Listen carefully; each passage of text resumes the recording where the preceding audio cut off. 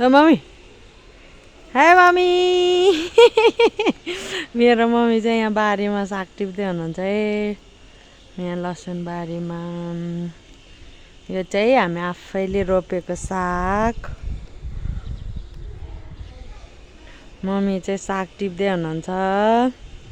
आउनुहोस् है हजुरहरू पनि साग खाने भए। म चाहिँ यहाँ सागबारीमा त्यता आलु छ, यता लसुन, यता साग, यता आएको सागबारीमा साग टिप्न। म चाहिँ यता छु है। हेलो साग खान आउनु होला हजुरहरू पनि।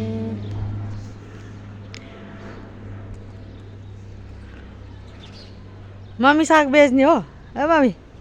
मम्मी साग बेच्ने? कति रुपियाँमा बेच्ने? 30 रुपियाँ? अहिले 30 रुपियाँमा जान्छ साग? 20 रुपियाँ? मेरो मम्मीले त 30 रुपियाँमा बेच्ने रे साग।